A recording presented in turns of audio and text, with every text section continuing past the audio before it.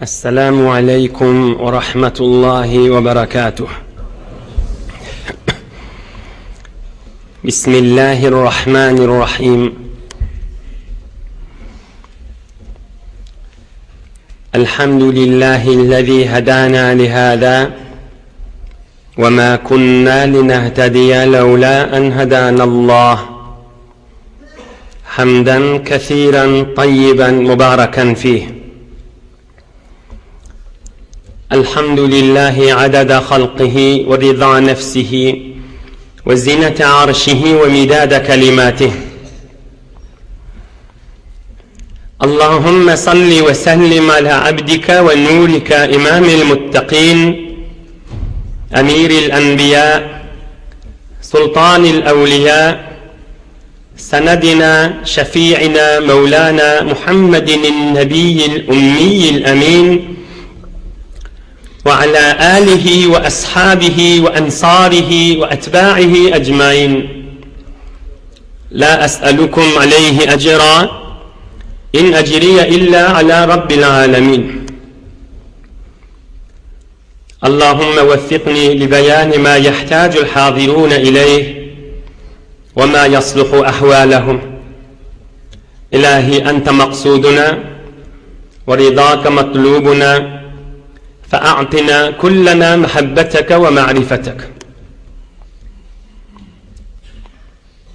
Büyük Pek Allah Tebaraka ve Teala hemmenizin taat ve ibadetlerinizi, salih amellerinizi, Huday için oturuşuklarınızı ve muhabbetlerinizi, duayı hayırlarınızı, güydün soğuk gecelerine, şirin Resulullah aleyhissalatu vesselam'ın yaşayışından ve almalı derslerinden eşter sipte hayırlanar sipte nur ve bereket ve rahmetin eteğine mescidin içine tıkılışıp gelip oturup durmak elbette ulukan büyük saadettir. Huday Teala iman, abruyu, izzetini arttırsın inşallah. Pek Allah ulamalarımız ve milletimizin ağzı birliğinden, yurdumuz abadan, emniyet bolmadan, ittihattan, dini dünyamız avat bolmaktan ayırmasın inşallah.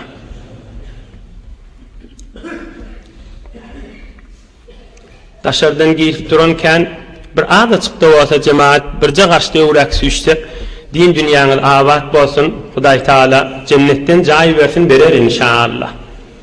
Huday izzetini de arttırsın.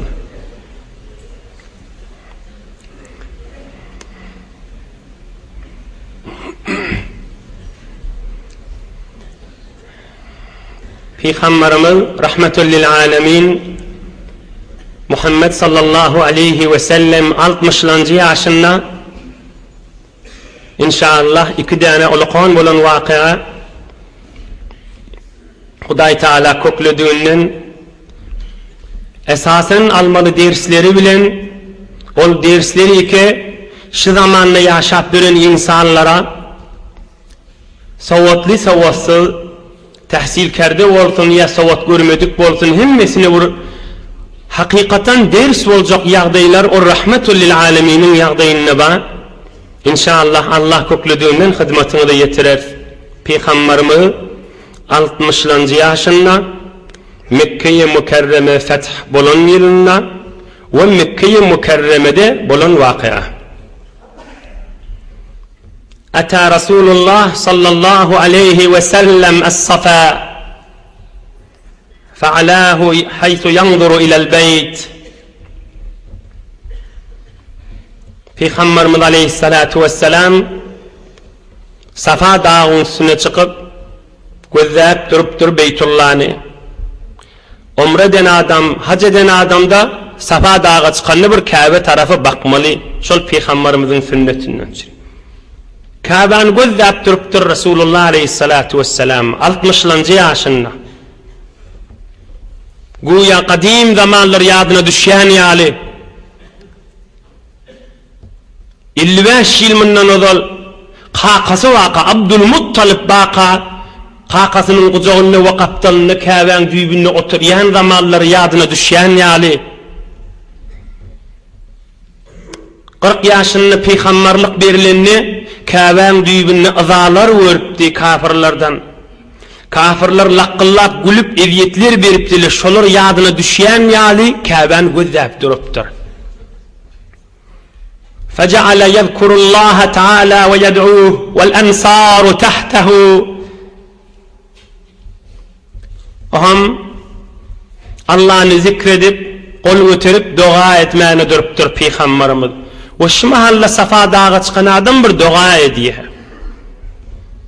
Emma Ansar yani kim? Medineliler. Medineliler Safa dağın eteğinden Peygamberimizi hemmesi gözlep duranmış. Medineli üyüşüp birrek duranmış. Vel ansaru tahtehu sallallahu aleyhi ve sellem Medineli sahabalar etekten gözlep duranmış. Peygamberimizin hemme ýagdaýyny gözlep ýat tutup durlar.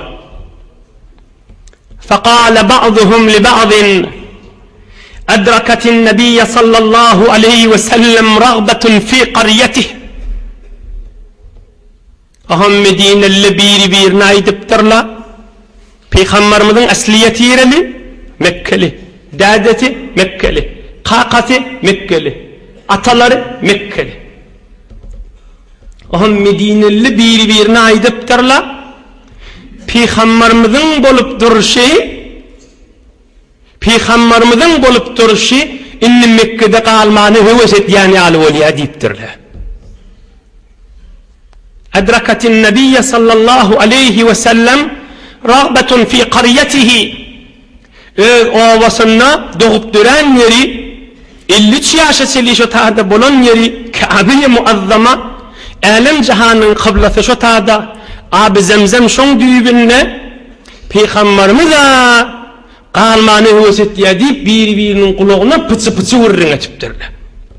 Mekkelilere de eşittirmenlerle Peygamberimize de eşittirmenlerle. قال أبو هريرة رضي الله عنه وجاء الوحي Cibril ferişte Allah taraftan gelip Resulullah'a aydıptır ol Medineli'nin gurrun etýän zadyny. Ki ey Resulullah Medineli gurrun edipdi sen Mekke'de kalmany heves etýän mukadip. Falamma qudiya al-wahy wahy kesilipdir. Sahabeler bilipdirler wahy kesililligini. Son wahy gelende Peygamberimizin mübarek maňyna der akyr ýamışdyk. Sowuk hawada bolsa-da. Wahy aýrylypdyr. Peygamberimiz kellesini galdyryp etekdäki Medineli sahabalaryň ýüzlerini wezäp aýdypdyr: "Ya ma'şaral ansar! Ey Medineli sahabalarym! Ya ma'şaral ansar! قالوا لبيك يا رسول الله بالخدمة يا رسول الله يبتر للمدينة الله ماذا قلتم نعم ديان بيري ذا يبتر يوك يا رسول الله ذات يوك يبتر aytmany çekinipdir zat yok yani eştirmejek bop yoksa yalan nädi belli ki yok muhim zat da diýen ýaly yine aýdypdyr näme diýäňiz siz öňe araňyzda diýipdir. Onu yo ya Resulullah muhim zat da ýöne pıç gurrama etipdir. Sülenjek edek aýdypdyr. Aýdyň näme gurrama etýärdiňiz? Oňa Peygamberimiz aýdypdyr. Qultum adrakatin Nebiyye sallallahu aleyhi ve sellem rağbetun fi qaryatihi. Men özüm aýdyp bereýin diýipdir. Siz gurrun etýäňiz, men inni Mekke'de galaryn mukadiýäňiz. Mekke'de galmany heves etýän mukadiýäňiz. Qalu qulna zalika ya Resulallah. Medineli sahabalar hawa ya Resulallah. Şonu gurrun etipdi diýipdirler. Peygamberimiz näme diýen bolsa o şo jogabyna ey musulmanlar Peygamberimiz şoň jogabyna näme diýen bolsa o şayet bize diýişli hamany biz bir türkmenili bir ýurtda ýaşap bäs ay taryhda şeýle bolupdyr Medineli Peygamberimiz beýle jogap beripdir diýip geçiramany wurrun bolsun ha ýöne altynyň suwy bilen gyzyl altynyň suwy bilen ýazsaň Peygamberimizin belen cevabını hazır da az on erzişini yerine getirmediğinde Peygamberimiz şu milletin içinde Safa Dağı'nın içinde Medineli etekte bütün Mekkeli de gözleşi otiha teade Müslüman olan Mekkeli münden adam maha devruğunda tarihin sefelerine yalfıllap duracak kurrumlar habiler Ulqan El-Kamil fi tarih yana tarih-i Taberi yana kitaplarda kafir Müslümanın gözleşi kitaplarına yazılacak kurrumlar habiler Ya Resulallah bir gurrun edip tuz sen inni Mekke'de kalarsan Medine yüreğinden ayrılıp barıya deyip şeyli gurrun edip tuz deyiptirler. Peygamberimiz aydıptır Maadallah Huday saklasın deyiptir. Maadallah Kalla hiç kalamar Mekke'de deyiptir. Kâban düğünle almalı kalmarın deyiptir. Maadallah Huday saklasın deyiptir. Ey aydırıp duran gurrumu öyle. İnni Abdullahi ve Rasuluh. Aham aydıptır. Men Medine pulli paramak deyiptir. Men Medine taş vüddet paramak deyiptir. Men Huday'ın bendesi ve Allah'ın Resulü din için vardım. Hacertu ilallahi Teala ve ileykum İli فَالْمَحْيَا مَحْيَاكُمْ وَالْمَمَاتُ مَمَاتُكُمْ Ey sahabalarım Huday için size karşıyım gittim deyiptir. Yani Medineliler aydırıtiha فَالْمَحْيَا مَحْيَاكُمْ وَالْمَمَاتُ مَمَاتُكُمْ Sizin yaşam yerinizde yaşarın sizin ölüm yerinizde de ölürün deyiptir. Onu da kayınsız olun deyiptir. Medineli adamlara Resulullah canı yalfırladıp dür sözlerini seçaptır. Tarihin seferlerini oğudallatıp koyaptır. Yerinin dondurup koyaptır. Yerinin içinde asman yıldızları dondurup koyaptır Resulullah can. Mübarek sözleri bilen, tiki tiki oğudan kepleri bilen. فَالْمَحْيَا مَحْيَاكُمْ وَالْمَمَاتُ مَمَاتُكُمْ Sizin ölüm yerinizde ölürüm ve sizin yaşayan yerinizde yaşarım. Ey Medineli deyiptir. Mekkeli de tehde Müslüman malullu gözleşiptu. فأقبلوا إليه صلى الله عليه وسلم يبكون مدينة اللقية غشب عاغلة شو هترلا هم أيدبترلا والله ما قلنا الذي قلنا إلا الظن بالله تعالى ورسوله صلى الله عليه وسلم يا رسول الله بكيف دا أيد اللغمض ödümüz kıssanlık ve kısranlık şimdi kelli insan alqalacak seninle aramızda bolacak değil inni Medine boş kalacak biz seni saklayıp verdik canımızdan kavi enatamızdan kavi oğulgizimizden kavi inni sen aramızda bolacak değil ödümüz narahat olup şu bakilçılık kıskanıp kıssanıp gürşü vurrun edevati etik deyiptir Peygamberimiz näme deyipdir aham İnna Allah Teala ve Rasuluhu sallallahu aleyhi ve sellem la yusaddiqanikum ve yu'azziranikum kaza fi sahih sirah aham Peygamberimiz aydıptır Huday Teala ve min Rasuli sizin kefinizi ananlayan ve sizin kefinizi kabul ediyen uzrunuz var bolya deyiptir siz de hak ayttınız diyen yaletiptir Medineli adamlar yadınıza düşen olsa odal 8 yıl 7 yıl münden odal Peygamberimize näme deydiler Mekke'ye gelip namusumuz saklayışımızı yal sen saklas deydiler 7 yıl verdi cenglerde mıdam koşuklarını öğüt ötüp Resulullah'ın öğününe saklap gezdiler bir heyveri düşünmeli vurrun abi inne hamana Peygamberimizin Medineli amanat saklayanmıştık. Ha, ünlü Mekke açıldı. Ay Hudaya şükür amanatımız kabil alın. Sağıman sakladık. Ünlü Mekke'de açıldı. Ey Mekkeli, gayret edin, siz saklayıverin. Değilmeli hamana. Yo, vurun değil. Onu Mekkeli adamla amanatı deyip saklamayanmıştıkle. Öyle amanatımız deyip saklayanmıştıkle. Onu Resulullah deyip saklayanmıştıklar.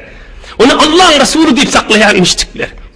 Onu din, Huday için saklayanmıştıklar. Mekke'nin adamları hemen bir kızıl sakla, pul sakla, bir kavzat sakla, ya bir adam sakla.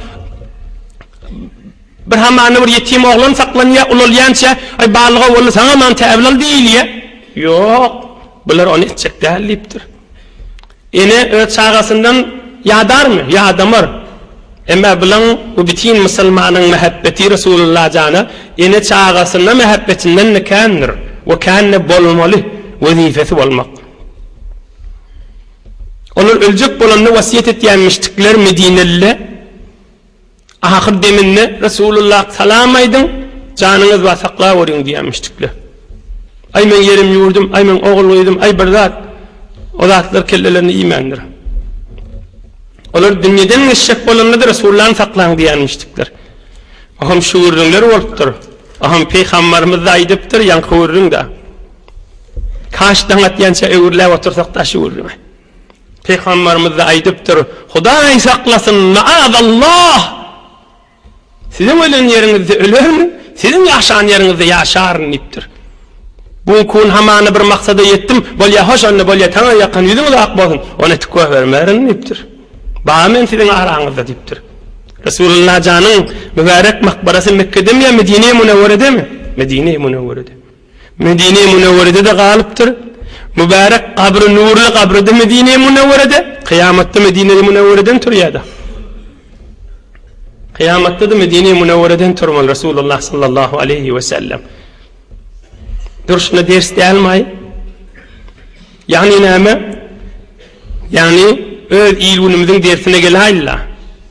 Çıkar yâlı vurruna değil yoksa içinden. Nahat süyücü vurrun, nahat bereket görürün. Dünyanın yüzünün mecellelerinin vurrunun üyüşür bir yana. Yankı bir sefe vurrun bir kaptallı koy. Mecelle. Yankı vurrun bir kaptallı koy. Öz dersimize geleylin. Nıgmat değerleri nimet. Kâdi ellen gidenine kayta yoğurluk gelmeyenmiştik ha. Peygamberimiz 53 yaş etçeliği Mekkeli'nin arasında diyor. Ama 53 yaşta varanına Mekkeli adamların elinden Muhammed Resulullah ellerinden gitti de kayta yoğurluk gelmeyen ha kâ nıgmatla. Kâ nıgmatla kayta yoğurluk gelmeyen ha. Hesabını çekmeli olacak ha. Hudayın kaharından korkmalı olacak ha. Hatta tövbe dengden sonramda yoğurluk gelmeyen olmalı ha. Beter olakon dersler ha bular. Kâben düğününü yüzünün beraber bir rekat okuysan. Resulullah'dan ay siz neştada yaşan, ay men neştada kalayın. Kâbe vaptada zemzemi görmeyin diyemendir. 450-500 kilometre kayta gitmeli. İdine gitmeli gidiptir de yan kıvırın da. Belli olayan nıgmat kâde illen gidinle kayta evurluk gelmeyenmiştik. Bunlar inni Peygamberimiz ellen verdiler. Peygamberimiz inni kayta evurluk gelmeye. Gelse ya hacet çektik gelmeli. Sizin başınız yani. Resulullah'ın sünneti Hudayın buyruğu deyip. Umret çektik banmal başlat yok böyle. Mekke-i Mukarreme'ye başı öd yurdu ödü. Kâde adamda o sağlık nıgmatı olayan mı olmalı? Sağlık eline gidenine ölümse evurluk gelmeyen ha. Öyle almalı ders demek. Kâde eğer hileylik bir nimet var, bir doğru adamın heyur arasında imanlı, oğul hıtmat istiyorun zenanası var, kadrını bilmeye. Azavoy eğeri, kadrını bilmeye. Hemen nimet bir elinden gittiye, sonra o nimet kayta gelmeye de eline. Yaka vakitta bir zenanılar oluyor, imanlı, takva, Hudayi, Allah deyip veren arasında, öz zindigiyi söylen, başka yana gözün çıkmayan adamsı var, şu giyiciğimiz iyici olup ıza vermeden başka iş yok, nimetin kadrını bilmeye. Ama Huday bir vakit nıgmat elinden alıyor, kayta evurluk gelmiyor onun nıgmat. Doğruğunuz gözlük görün, doğruğunuz yani bir neyse öylün işlerini. Ya taşanrak doğruğunuz gözlük görün, bir tohar yurtlu mescili götürüp bilmeyeni, emniyetin kadrını bilmeyeni bulundurdular, yurtlarını. Kayta emniyet bararmış olan yurtlarını, şu zamanlarda. Şayet hadir 50 yıl 100 yıl geçsin yurt doğrulun yança. parahatçılığın qadrını bilməyəni, abadallıq, emniyetlin qadrını bilməyəni, öz yandan öz akıl sırap, verin sırap, onu bunu qızdırıp, dünya oyunca iştip diyoruz ki, rancıralıq bolu oti, nığmatın qadrını bilmeli, ellen gidenine, vakti bilen öwürlük gelmeyen hakan nığmatla. Sağlık nığmatı, oğlan uşaqlıq nığmat, enatan nığmatı, erhileylik nığmat, mal nığmatı, mal nığmat, öyün, maturcuğun, maşincığın, pulcağın, birdenini ellen gitse, şayet öwürlük geldi mi, şayet gelmesin. Kâdede zır öwürlük gelmeyen ne vaxtlar bolyan mamalhan nimet diyerleri, qadrını bileylin nimetin. Mekkeli adamla, zır ellerinden verdiler ha Resulullah can. Kâdi bir yıl pitade olur, bir yıl beyle olur, nimandır. Şunu Huday bizlere ders etiptir ha. Mescitlerin qadrını bilmeli. Hücrelerin, medreselerin qadrını bilmeli. Bizim köyüne ahun nadilimiz Bukhara'da okuyanmıştıklar, Hivo diyen şehirde okuyanmıştıklar, Bukhara'da 60.000 molla varmıştık şu zamanında. 60.000, 60.000 talebe. Varmış mahal şu. Şayet şu zamanın talebelerinin 60'sı yok basınç mahal. Baktır bir okuyan beyle şeyle güymenip gören. Yani 60'sı yoktur. Hivo'da bizim Saltanat Dağı'nın tahsil köyüne akun nadilimiz okuyan yeri 40.000 molla varmıştık. Şu mollalardan 40'sı vardırmış mahal. Nığmat kâdi öwürlük gidenine, qayta öwürlük girmeyen ha. İyin gözün ergidayan ha nığmat. Nığmat baqa qadrını bilmeli olacak ha. Nığmat baqa qadrını bilmeli. Nimet baqa qadrını bilmeli. Oturuşunuzun qadrını bilin. Keplep duranın qadrını bilsin, eşitip duranlar da qadrını bilsin. Resulullah'ın zindagisinden çüreyim, sığışman oturuşmalı. Nimet baqa qadrını bilmeli. Huday Taala'nın rahmeti dökülüp duha qadrını bilmeli. Sadece misal, yeni bir saatten gelsin yok ki iş oturuşuk. Yeni bir saatten giysin yok bu oturuşuk. Hulasa, Peygamberimiz Resulullah'ın yaşayışına gireydi. Peygamberimiz Mekke-i Mükerreme'de namaz okuymalılar. Ey Müslümanlar, kamil okuyanlar mı ya kasır okuyanlar mı? Kamil okuyanlar mı ikindisini, öylesini, yatsını ya iki rekat okuyanlar mı ya 4 okuyanlar mı? Atimmu salatakum fe inna qavmun safrun niptir Peygamberimiz. Ey Mekkeli diptir, mena misafirdir niptir. Ey Mekke'de ha. Peygamberimizin öyle yurdu ha. Peygamberimiz ne mi diptir amam olanla? Mena misafirdir, iki qarın niptir. Siz iki rekat izinden qoşun öğretiniz diptir. Yaxşıca belletiptir da küçükni. Onun için bizim mezhep başımız ilim deryası Hazreti İmam-ı Azam Ebu Hanife radıyallahu anh ne diye yubtilul vatanul asliyu mislehu. Hazreti İmam-ı Azam diye bir fıkh Hanefi'den bir mesele çıkarttırışından. Bir adam bir yurtta yaşayan olsa oğlun uşağı şu tadan göçüp de hemen gümmede veşte, şu yurdumda veşte oğlun uşağı göçüp geldi de anne. Qayta öz yurdunu doğanlarının salamına varsa, evvelki yurdunda namazın kuta okuysun, yart okuysun, nesb okuysun diye. O bitayda men qadim yurdumdur, bitayda kamil okuyun deyip olmaz diye. Son Peygamberimiz Mekke-i Mükerreme'de qasr etiptir, kuta etiptir. Men yurdum bidal deyiptir, men yurdum Medine-i Münevvere deyiptir. Dünya gelen yeri. Ah ata ve havasının yeri. Ah ene dadesinin yeri. Ve her hal mungurun üstünden geçeyli, derman gururun üstünden. Peygamberimiz aşkar belli ol ki qalmacağı. Kesik edip aytdı. Mekke-i Mükerreme'nin devrundaki oğlan Müslüman mı? Geçen hafta geçendir. Ve bi fethi Mekke'tel Mükerreme isteslemetil qabail illa ba'dul qabailil kaviyyeti şerse. Ve kâne qaiduhum musbilen. Emma bir 20 leşkerli bir nese tayfa varmıştı. Heyvuru kudret bedenilerken, zorlarken, cin etmeyeni de bitir öktü, razmi adamlamıştık. Cinlerade heyvuru amadigiylerken, olar boyun vermektirler. Muhammed'in dininin eteğini büyük eteğini girmez deyiptirler aleyhissalatu vesselam. Cengi Hunayn yerleri Kur'an-ı Kerim'de de vardır ve yevme Hunaynin. Cengi Hunayn beter tarihte bir gün ve Kur'an-ı Kerim'de de görülüğünü veriptir. Şoň mukaddemelerin bu naydar inşallah Hudaý köklese inni kefte jeng meydanı. Cengi Hunayn bir neçe iň qawi şol Suudi we ölükde Hijaz'ın içinde iň dayaw Osmany ökte millet. Olar aýdypdyrlar. قد فرغ محمد صلى الله عليه وسلم لقتالنا فلنغزه قبل أن يغزونا. Muhammed işi boşadı aleyhissalatu vesselam. Bize gaşin uğramaka özümüz uğrayılliptir. Beyli mağrur milletmiştik. Biz üstüne var cengi deyilliptirler. Çağıraylı cengi meydanı öve süreylin yurdumuzda kalmayalım deyiptirler. O ham aydiptirler. Aralarında kepleyerler gurrunmettir. İnne Muhammeden lem yuqatil qabla hadihil merra ve innema kana yalqa qawman aghmara la ilme lehum bil harbi. Aralarını gurrunmettirle baştakları Muhammed aleyhissalatu vesselam şu mahalletçiliği cengi diyedi erre ceng bilmeyen samsıqa adamlar bilen vuruşardı. Bir yalda yav adamlar gören aqta olliptir. Benim de ceng meydanımda giyse biler ollip öz servazlarını mahul kızdırıp ceng meydanı teyyarlap mahul ağzı bir biriktirtirle ki ceng hükman bolmalılan 5 zat teyyarlap koyuptirle cengden çüreyim.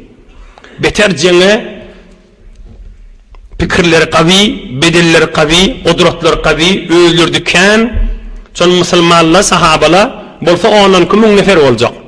Emma bular 20 mingden kanmıştıklar. Bir teyyarlık gören zatlarının biri buyruklarını görün. Amara qaidu Huwazin بحشد نساء المقاتلين وأطفالهم وأموالهم خلفهم ليسعى على المقاتل أن يلوذ بالفرار. Her kim venanası, oğlan uşağı, koyunu, sığırı, eşeği, atı, diyeti bilen bile çıkmalıdır. Öğününe de at koymalıdır. 20 bin nefer olsa hemen leşkeri şu kafirlan, şu koşunun iyiliğine venanı oğlan uşakla ağlaşıp oturmalı, koşu dünyada boğazlaşıp, eşekle anlaşıp, atla kişine, sığırla moğlaşıp, koyunla meyleşip, hemmesi bolsun deyiptir. Hiç kim ölmese kasmellerden mahum, son hele oğlan uşağı iyiliğinde du deyiptir. Şeyine gayim durmalıdan deyiptir şu cengde. Hazreti Enes ayet ya radıyallahu anh, Mekke feth bulandan sonra Hunayn cengine vardık, görsek sep, evvelki sep at, ikilenci sep ceng etcek artış, iyilinden zenanıla, on iyilinden davar koyun geçi, on iyilinden sığır diye hemmesini sefe koyupturlar. Ama hiç kim ya ölecek ya kaçacak ya da kaçta hele yolun uşağı alacak hemen tarafın elinde. Hem malı mülkü alacak. Deslakı eden akılları şu oluptur. İkincisi ثم عمدوا إلى 10,000 من الجمال ثم أركب عليها النساء. 10 bin diyeleri varmıştı. Qıyz oğlan zenana olsa diye minip dursun niptir, öde in ahırda dursun niptirli. Anırdan koşun gelip görünne olur da ertişmi qadiysin, güya görünne bizi 100 bin nefer muqadip hesap etsin niptir. Basılsın taraf görünne niptir. Bir de ikinciden akılları. فكان لذلك المشهد منظر مهيب يحسب من يراه أن هذا الجيش 100,000 مقاتل وهو ليس كذلك.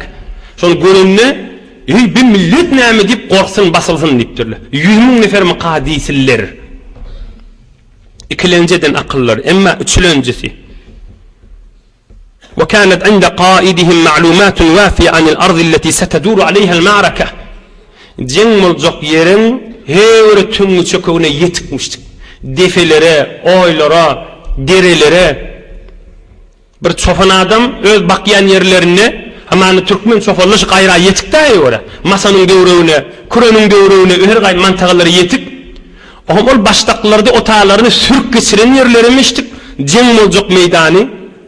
Ol Mekke'den gelen Müslümanlığın koşunun binlecek yerlerine münden 500'nin keminine servazların ertişini koyup durdu. Bir de üçüncü deneyişi. oylara, çukurlara, derilere yetip şu koşulun Müslümanlığın sürüp gelecek yerinden görmeyecek yerlerini koşulları doldurup koyaptır. 4 yıl önceden işleri baştaklara aydıptır. Ceng meydan başlayacak bolanına tecrid-i suyuf. Kılıcını çıkararsanız deyiptir. Her kılıcın şemşirin gıyını var da kılafı. Her kim şu tadı kılafını dövmeli deyiptir. Şemşir kaytı kılafı girmeliler deyiptir. Ya ölmeli ya piruz olmalı deyiptir. Kılafı gıyın ne Türkmen? Şu şemşiri kılıç bilen şu kılafı dövmeli deyiptir da. Kılafı yırtıştırmalı, dargatmalı. Şu kılıç elle kalmalı, ya ölmeli ya öldürülmeli. Eğer kaşşak bolsa bir adam kılıcı kıyınına kılafta koy kaşşakta. Yok, kaçma fikretmeliler deyiptir. 4 yıl önceden işler vardır. 5 yıl önceden işi.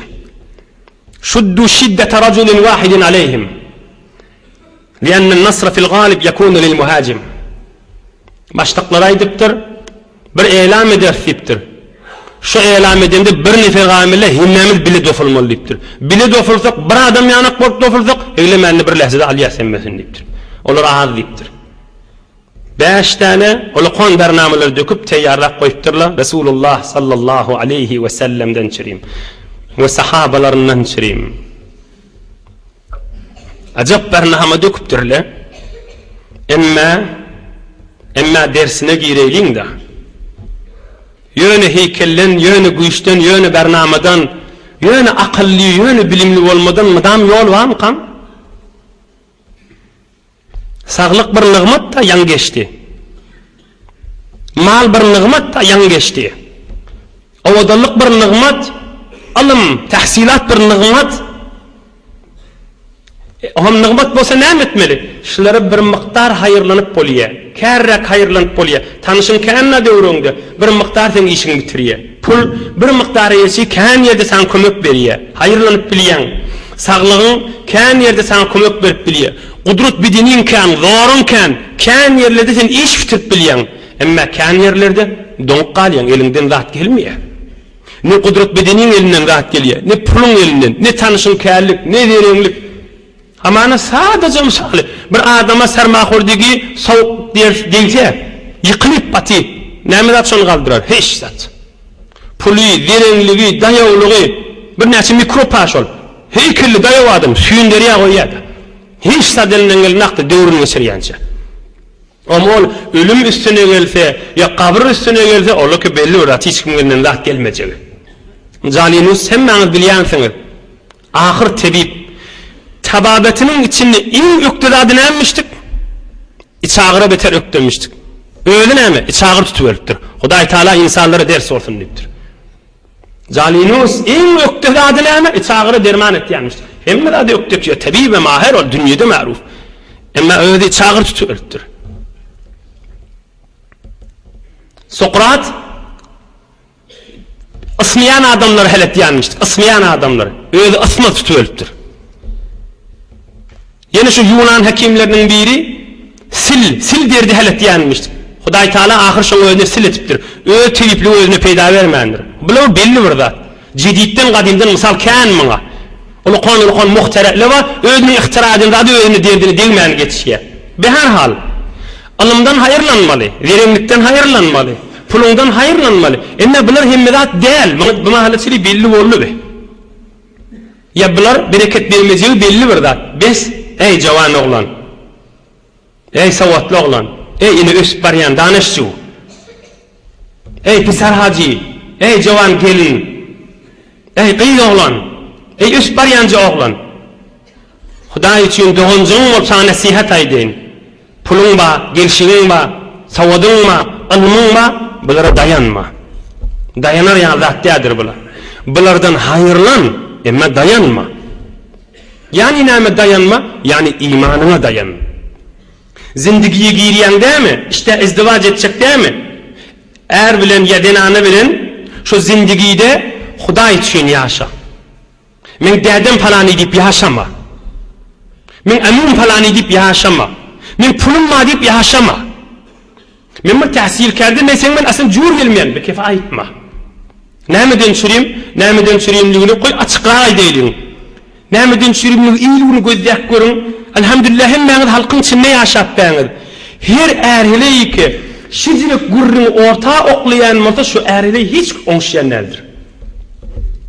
Tahsilatını orta oklasa. Men emun falani, men dedem falani diyasa. Oh, men Rabbim Allah diyene aka. Men iyam hudaydır, men yaradan hudaydır. Men asıl veren hudaydır. Men yüzüme surat veren hudaydır. Men gelişik veren hudaydır. Men yaradıp duran hudaydır. Men canım alacak hudaydır. Men Rabbim Allah'dır deyip ona ağdana aka. Özünün yüreğinde de şu dedesi var doğulurken hamana adamsı veren vurşası doğullarına aydacak da. Ya emusuna aydacak, ya şu bir yerde işleyenine aydacak, şoň menen tarafı basşak bolýar. O basıp dursun da. Aya şoň menen zindiginde süýjülük gelýär hem orta. Şu pulun källik, verin källik, tahsilatın källik, fowga tahassusun mamışdyk da. O da hamany bisawatmışdyk. Şoň menen de kepletmeýän tarafy. Hop kepletmänsiň, basıp dursun. Aya zindigine bir bereket gelýärmi hem? Ýaşaýyşyňa bir süýjülük gelýärmi? Keyf edip yaşap bilýärmi şoň içinde? Ya zorun etenini taklavatın mı tarafı? Zorun etenini hücrük gelecek mi? Bereket gelecek mi? Nur gelecek mi? Rahmet gelecek mi? Ondan için şolar mı da hoşmiyada müteessifane. Sen Huda için ağlama bu vururunlar. Ayıp bıraklar ne deyip ağlayan diye. Bunlardan istifade et. Hayırlan. Bunlar Huda'nın nığmati. Ama bunlara dayanma. Emek dayan. İmanına dayan. Men iyanma diye. Men Rabbim Allah diye. Resulullah sallallahu aleyhi ve sellem ne diyenmiş? Danatan diyenmiştik. Ve gün yaşan diyenmiştik. Allahümme bika asbahtu ve bika amsaytu ve bika ahya ve bika amutu ve ileyken nüşur. Hudaya sen lütfun menen danıma tardım diyenmiştik. Gün yaşanla Hudaya sen adın menen günüm yaşırdım diyenmiştik. Yatsak bolanda Hudaya senin lütfun menen yatarın ölürün ve senin lütfun menen direlerin ve sana gaşinle burun öwürlüp bararın neydi? Resulullah'ın dayanyan radişi ve bizleri dersa imanımıza dayanmal.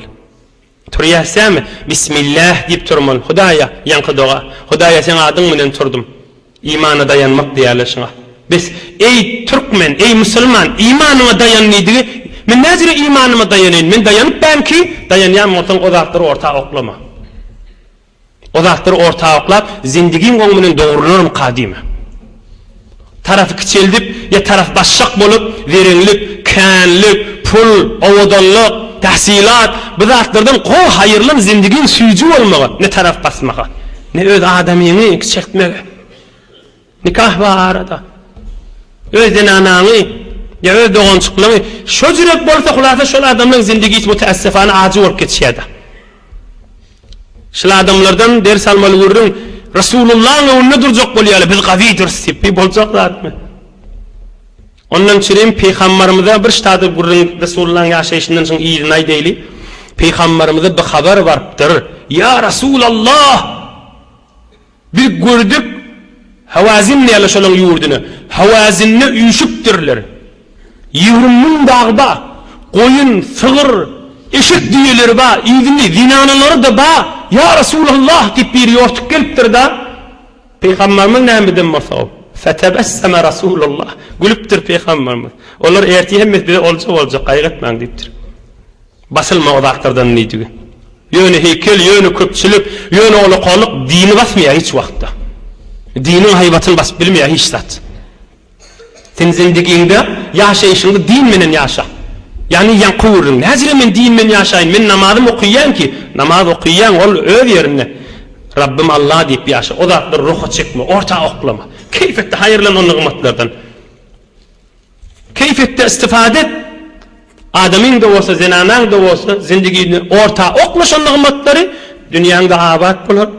Kabrın da abat bulur. Kıyamadın da abat bulur. Emma Hudayı ağzamanı. Men dedem madır. Men falan yerde tanışımmadır, bir doğullum kendir, aydarına deyip bizire yaşasan, işte ölümdür, ruhun asmana çıkanını, Hudayın yanına her o tonuk kalır bir adam. Hani dayanyan zatlan yok mu yanında deyse ne etmeli? Sual cevabı yerine, hani sen kendi zatları dayanıyordun da dünyada, dedem ma, tanışım ma, falan yerde bilişim ma, hem yerde kefim yürüye diyordun, hani bir zatlan deyse ne demeli? Biz Müslüman ki, bu adamlara, bir bedbahtlara kafirmiştikli, zorumuz var, namamız var deyip akıl vuranı döküptürler. Biz Allah'a imanımız var ki, biz mümin, Müslüman, biz Resulullah'ın ümmeti. Biz Muhammed Habibullah'ın ümmeti. Biz hem peygamberlerin tacının ümmeti. Hem peygamberlerin başı, hem peygamberlerin gayratlısı. İn peygamberlerin hoş ahlakı, in peygamberlerin pespäli. Şoň ümmeti biz. Bizler yattan çıkarmalar, haçan dünya ortağa gelenne. Haçan men kefim yürüymeli yerde bizler yattan çıkmalı mı? Çıkarma, gönülürsün. Emma çıkarsan da işte ruhun çıkanı her adam hor olar. Hudaýyň ýanyna gaty utanjaň bolar. Maktun ulişanyň aýdýany şo da imandan başgasy hiçdir yarallar diye. Emma peygamberimize bir habar gelende peygamberimiz näme diýipdir? Gülüpdir. Tilka ganimetul muslimin gadan inşaallahu taala. O zatdan gorkmaň diýipdir. Ýöne şişden näme peýda bolýar diýipdir. Ýöne gürlümeden näme peýda bolýar diýipdir. Ol mallaryny sygyz diýler ýygnan bolsa inşallah olan hemmesi oljadyr diýipdir. Emma olan baştaklary da 3 nefer iyi beripdir. Peygamberimizin goşunyny görmäne. Oňa girip dersine girsem giýjak aljak. Hudaý köklediginden inşallah inniki hefte olar baryp näme jogap bilen öwürlik gelýär. Onda inşallah Hudaý köklediginden hyzmatyňyza ýetirer. Hudaý Taala ýurt parahat, emniyet, hususan zindigi näform ýaşamagy bilip süýjülükde ýaşamakdan aýyrmasyn inşallah. Hudaý maryzlarymyza şafa bersin. Musafiratda, hyzmatda, gurbatda müşkilli dogallary pät Allah ansat etsin. Bir tofarlyda denan oglan şoň işlemäne gitýär. Onun denanlar edep bilen, hormat bilen adamsyla dua edip oturup aman ýetinip iman bilen otursun inşallah. Bir alhamd kul huvallahu qiýelim, ötüllüňiziň ruhuny şad edeýlim. İlwin watanymyza dua ederse ham okyberin.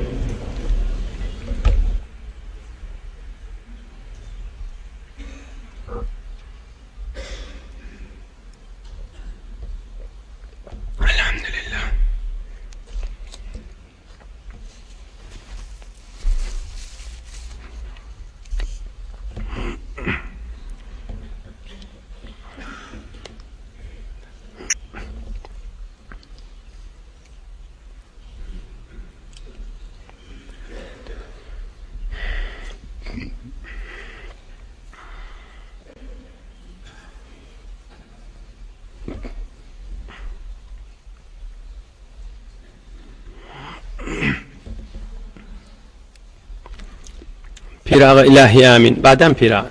ilahi amin. İlahi amin. Kan marizimiz we hatmy Qur'an-ı Kerimler we merhumlarymyz we diýipdirler. İhlas bilen dua et piraga biz hemmemiz amin diýeli. İlwin watanymyza dua et. Amin jan Hudaý. Hudaý parahatçylykdan aýyrmasyn. Hudaý öýleri bereket bersin. Nygmatyň gadryny bilmek bersin. Näme diýip ýaşap berildigini düşünmek bersin. Amin jan Hudaý. Hudaý zindigilere süýjülük bersin. Nygmatdan doğru istifade etmeyi düşünmek bersin. Amin can Hudaý. Nygmaty allanmany keyf edip istifade etmek bersin Hudaý. Amin ya ilahel alamin. Amin ya erhamer rahimin. Amin ya mucib. Birahmetke ya erhamer rahimin. Maşallah. Barakallah.